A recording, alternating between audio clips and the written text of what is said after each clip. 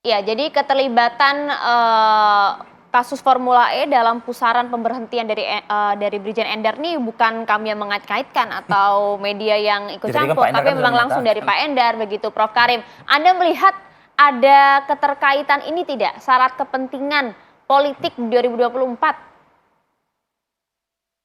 Oh iya, meskipun tadi dikatakan tidak ada kaitannya dengan kasus Formula E, kemudian tidak ada konflik internal Pak Endar dengan pimpinan KPK. Tapi ini kan baru terungkap di panggung depan ya. Tetapi apa sebenarnya yang terjadi di panggung belakang? Nah itu tidak tahu.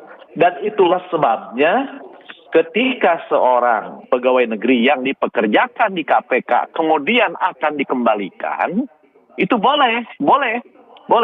Sebelum masa jabatannya habis, ya ini kan sudah ditugaskan kembali, tapi kemudian dikembalikan, harusnya gitu kan, tapi kemudian ini diberhentikan dengan tidak hormat, boleh dikembalikan.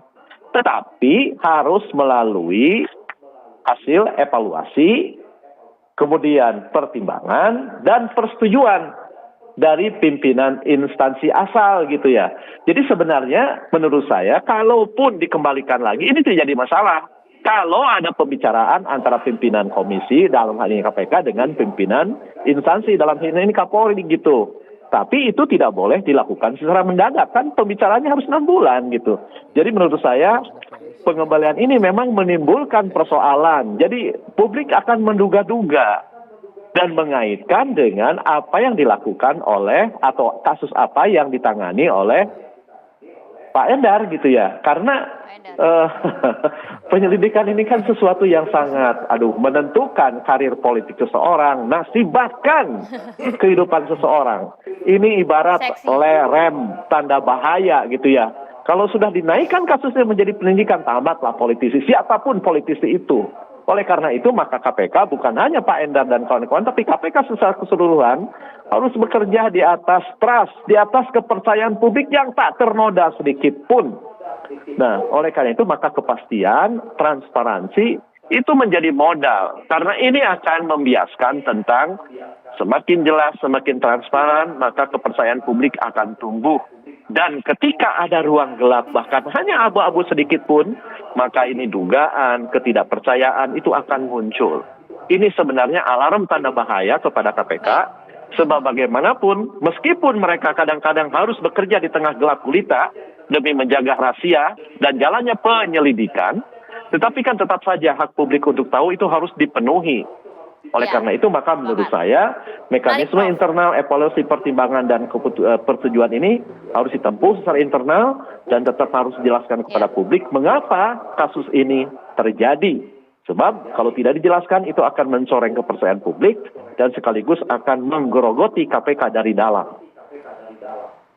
Ya, sepakat Mas? Ya, tentu saya sepakat dengan Prof ya. Mengapa? Karena sekarang ini kan ini masih konflik internal di KPK, itu yang pertama. Kemudian yang kedua, dukungan dari pegawai lain kepada Pak Endar kan begitu luas, begitu banyak. Bahkan sampai mereka audiensi pada pimpinan KPK, bahkan sampai walkout. Viral ruang-ruangan kosong. Iya, ya kan.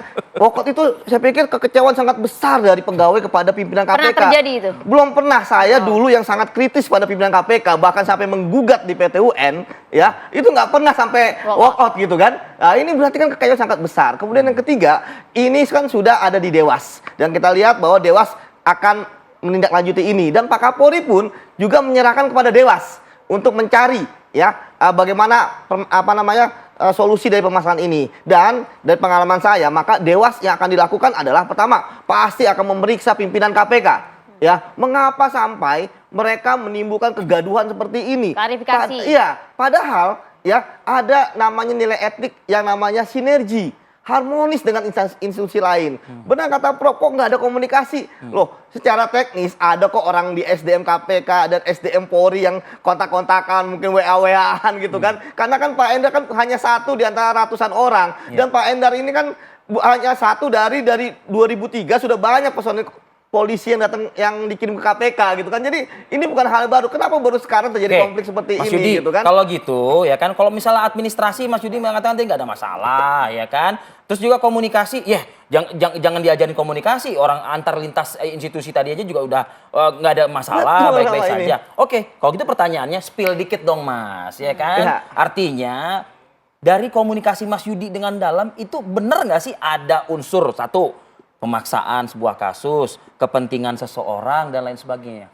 dalam konteks kasus yang dialami oleh Pak Endar ini? Paling paham psikologi KPK soalnya nih. Ya, itulah. Spill dikit dong. Ya, itulah saya katakan nanti itulah yang akan ditelusuri oleh Dewas. Tadi yang akan diperiksa adalah pimpinan KPK, Sekjen sebagai yang membuat surat, ya, kemudian pegawai-pegawai KPK yang terlibat, baik itu yang menerima surat dari kepolisian, ya, maupun yang membuat surat, ya, kan nggak mungkin Sekjen yang bikin surat, ya, untuk pengembalian Pak Endar, termasuk mereka yang selama ini menjadi PIC di KPK yang koordinasi dengan kepolisian, itu pasti akan diperiksa semua, termasuk juga tadi Kasus-kasus Pak Endar, yang ditangani. ya Pak Endar tentu akan diklarifikasi bahwa kasus-kasus ditangani apa saja. Itu kan mekanisme Ya kan? ya, itu mekanisme Iya, Mas Yudi ya. Cuman begini, saya flashback dikit deh ke pada saat pemerintahan Pak SBY.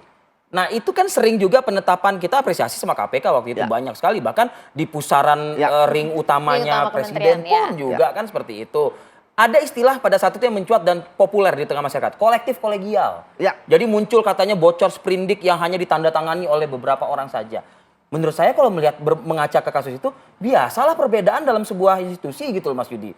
Ya. Artinya ada mungkin yang mungkin setuju untuk ditandatangani sprindik, ada yang mungkin tidak setuju dengan sprindik. Nah untuk yang konteks ini kenapa mesti harus gaduh kayak begini? Nah. Seharusnya kan biasa perbedaan itu kan begitu. Betul, itulah kenapa yang harus dicari tahu. Oh, ini kan menurut saya bahwa inilah siapa sih sebenarnya aktor utama di balik kegaduhan ini, ya.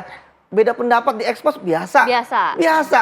Ekspos sekali, 2 kali itu biasa. Tapi ingat 1, 2 kali, 3 kali, ya kan ketika ekspos nggak naik, tapi kemudian yang penting adalah buktinya kuat. Jadi ketika ekspos mungkin tadi dikatakan berapa kali tadi 9 atau berapa kali ya. Itu menurut saya agak janggal gitu kan. Biasanya untuk naik ke penyidikan berapa kali sih biasanya? Biasanya ya mungkin 3 atau 4 kali. Itu udah paling banyak? Betul. Karena apa? Karena pengalaman Anda loh ya. Betul. Pengalaman saya itu sudah sangat banyak. Kenapa? Karena ketika ingin menaikkan, yang paling penting dari pegawai KPK adalah kita integritas. Jadi buktinya ada. Buktinya kuat. Keterangan saksinya ada. Firm lah. Kenapa? Karena ini akan diuji di pengadilan. Kalau 9 kali masih bolak-balik itu berkas? Nah, itu ada apa?